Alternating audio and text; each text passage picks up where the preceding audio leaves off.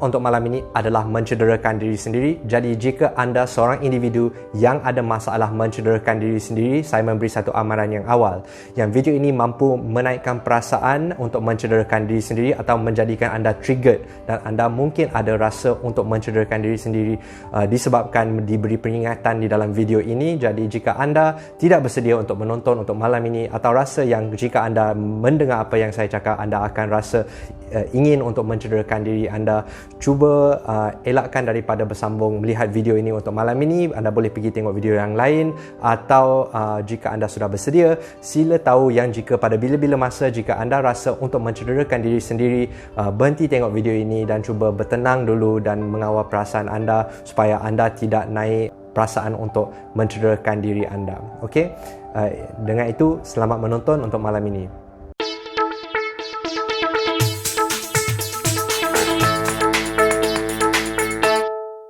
Selamat malam dan salam sejahtera. Saya Dr. Syaril Izwan Izzuddin dan ini adalah siri video kesihatan mental di mana saya menjawab soalan anda berkaitan dengan kesihatan mental, memberi anda maklumat tentang jenis-jenis penyakit mental yang wujud untuk melindungi gaya hidup dan keluarga anda dan memberi anda cara-cara untuk mempertingkatkan kesihatan mental anda supaya anda mendapat satu gaya hidup yang lebih sihat, sejahtera dan lestari. Tajuk untuk malam ini adalah mencederakan diri sendiri dan ini datang daripada seorang penonton bernama Nur Ashikin Hafiz. Beliau melihat posting seorang kanak-kanak yang muat naik gambar tangannya yang dikelar dan tidak tahu apa yang dia boleh nak rasa tentang perbuatan tersebut dan ingin tahu adakah sifat ini normal. Jadi untuk malam ini saya akan membincangkan tajuk mencederakan diri sendiri. Jadi yang pertama saya nak katakan tentang mencederakan diri sendiri adalah ini adalah satu isu yang semakin menjadi-jadi di dalam masyarakat kita. Pada orang yang berusia sama dengan saya dalam 30-an, tidak ada ramai orang yang ada isu mencederakan diri sendiri. Ini datang dalam bentuk kelar tangan dengan benda yang tajam, hentak kepala di dinding atau permukaan yang keras, serta menggunakan jarum untuk mencucuk kulit sendiri untuk naik perasaan sakit atau mengeluarkan darah. Ini satu isu yang lebih menjadi-jadi dalam usia 20-an dengan budak remaja dan lebih muda pada zaman sekarang. Okay? So yang pertama saya akan membincangkan sebab-sebab seseorang ada isu di mana dia akan mencederakan diri sendiri, apakah sebab yang mereka membuat perbuatan tersebut, dan saya akan membincangkan apakah rawatan dan cara-cara untuk membantu individu yang ada isu mencederakan diri sendiri. Okay.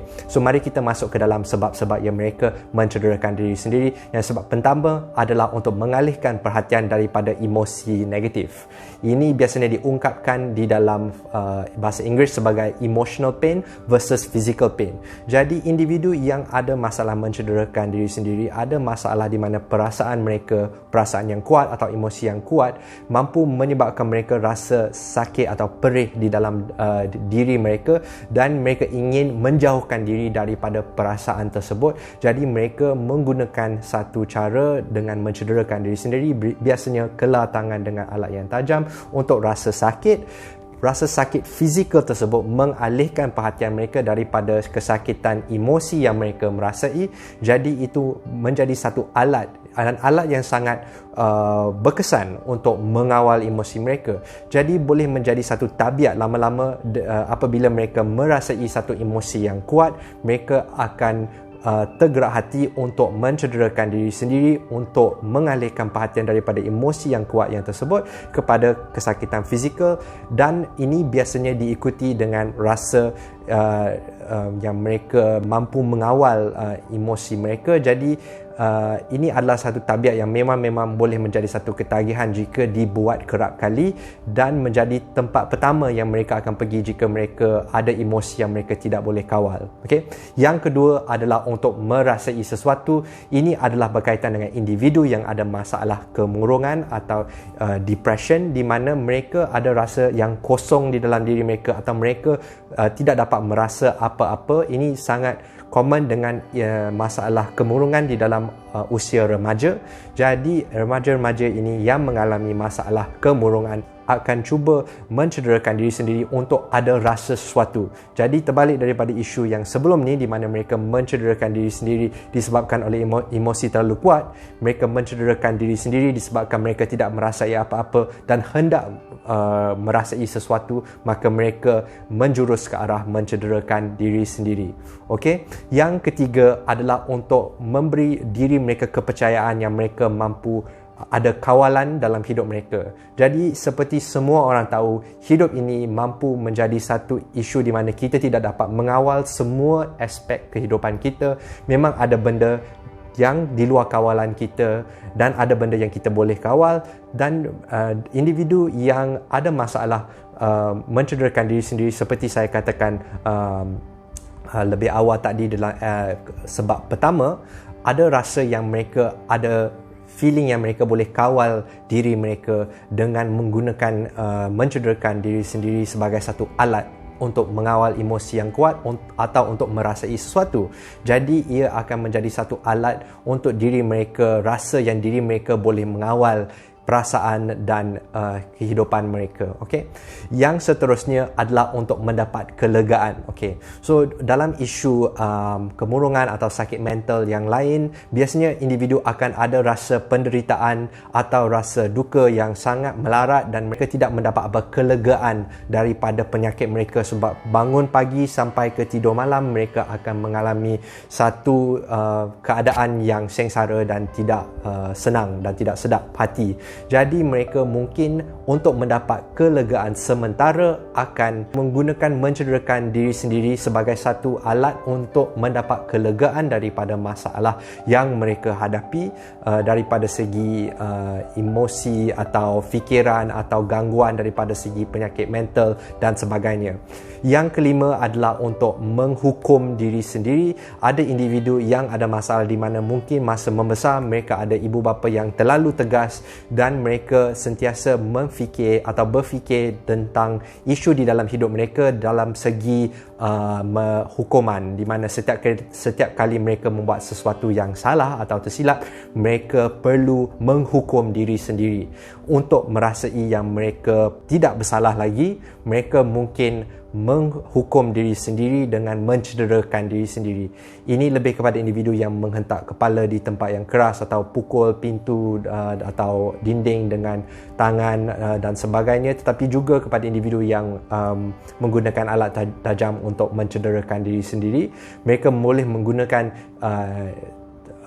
ia sebagai satu cara untuk menghukum diri mereka sendiri supaya mereka tidak lagi berasa bersalah ke atas kesilapan mereka. Okey. Yang akhir sekali, dan ini melibatkan apa yang dilihat oleh Noor Aishikin, di mana individu tu muat naik atau menunjuk gambar atau menunjukkan parut atau menunjuk luka mereka yang kepada orang lain. Ini biasanya akan mengejutkan orang yang biasa, sebab kita akan rasa kenapa individu ni mencederakan diri sendiri dan menunjuk gambar tersebut kepada kita. Biasanya ini adalah untuk komunikasikan emosi yang mereka tidak mampu bercakap. Orang muda terutamanya remaja dan budak dalam 20-an masih tidak matang dengan bahasa mereka untuk meriwayatkan apa kesengsaraan yang ada yang dalam diri dia dan memerlukan cara untuk komunikasikan benda tersebut. Biasanya antara dua jenis isu yang boleh berlaku. Satu, di mana individu tu telah kelar tangan dia, dah keluar darah, dah malu dengan apa perbuatan dia dan menunjuk kepada orang lain sebagai satu cara untuk meminta bantuan orang. Boleh dikatakan secara tidak langsung yang mereka cuba mengatakan, tengok yang saya tengah mengalami isu emosi yang kuat sampai saya perlu melukakan diri sendiri, tolong bantu saya. Itu adalah satu maksud yang boleh dikatakan oleh individu yang ada masalah mencederakan diri sendiri. Satu lagi sebab adalah hanya untuk mengkomunikasikan yang betapa teruknya masalah gangguan emosi saya yang sampai saya mampu mencederakan diri sendiri untuk mendapatkan kelegaan. Mereka tidak semestinya meminta bantuan tetapi hanya nak komunikasikan emosi yang terperangkap di dalam diri mereka untuk mendapatkan kelegaan di sana. Tetapi seperti yang kita tahu, apabila orang atau masyarakat biasa melihat perbuatan tersebut, mereka akan lebih terkejut, mungkin marah, mungkin takut dengan apa yang mereka melihat, dan ini tidak akan memberi satu manfaat kepada orang ramai lah. Daripada segi ia akan menyebabkan satu emosi negatif merebak daripada pesakit kepada orang ramai. Biasanya individu seperti ini biasanya memerlukan bantuan seseorang doktor. Bukan saja doktor yang biasa, saya pernah dulu awal-awal bekerja di dalam bidang psikiatri, saya pun masih terkejut dan ada satu emosi yang negatif terhadap orang yang mencederakan diri sendiri hanya lepas 3 ke 4 ke 5 tahun bekerja sebagai seorang doktor di dalam bidang psikiatri, mula saya memahami yang individu ini sebenarnya memanggil untuk bantuan, dan saya mampu memberi bantuan daripada segi emosi dan bantuan daripada segi perubatan yang berpatutan untuk individu ini. Jadi saya tidak rasa yang mana-mana individu melainkan doktor psikiatri atau seorang psikologis mampu memahami individu ini dan layan mereka dengan cara yang betul yang mereka memerlukan untuk mengatasi masalah mereka. Sebab isu mencederakan diri sendiri ni boleh meninggalkan parut atau tanda-tanda yang akan ada pada diri kita sampai melanjut usia.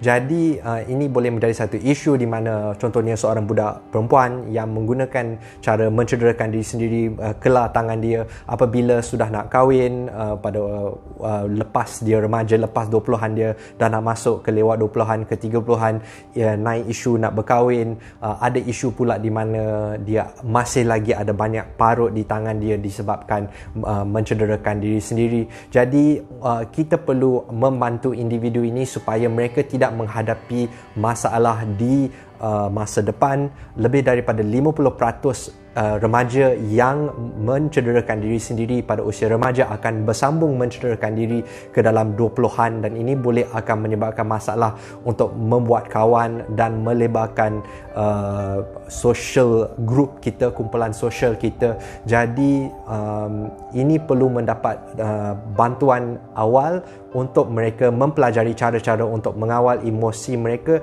dengan baik. Biasanya individu ini ada masa emosi yang lebih kuat daripada orang biasa.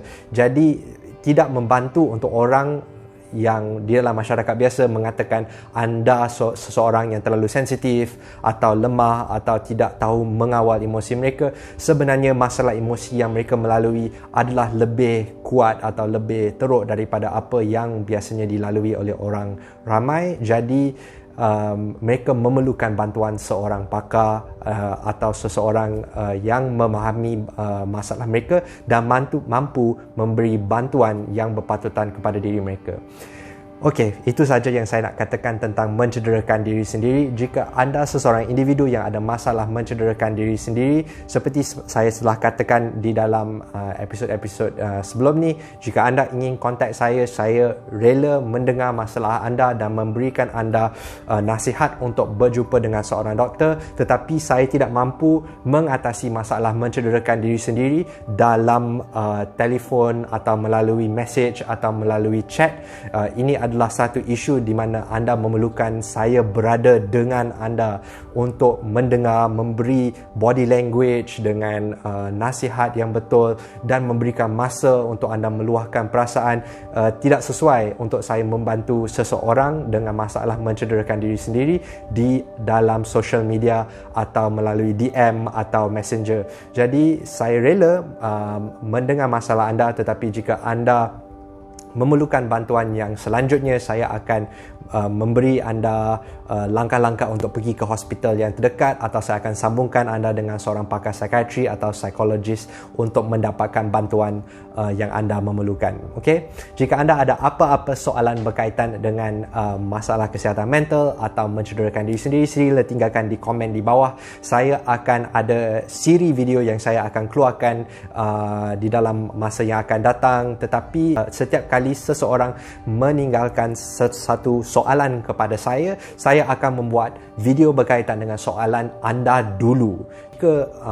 Topik yang anda atau soalan yang anda memberikan kepada saya adalah sangat bagus untuk membuat satu video, saya akan membuat satu video. Kalau tidak, saya akan menjawab di komen di bawah. Okey, itu sahaja untuk malam ini. Jika anda suka apa yang anda menonton dan ingin melihat video saya yang akan datang, sila tekan butang langgan serta loceng untuk mendapatkan semua episod-episod yang terbaru daripada siri saya ini. Saya Dr. Syaril Izwan Izzuddin dan selamat malam dan salam sejahtera. Terima kasih.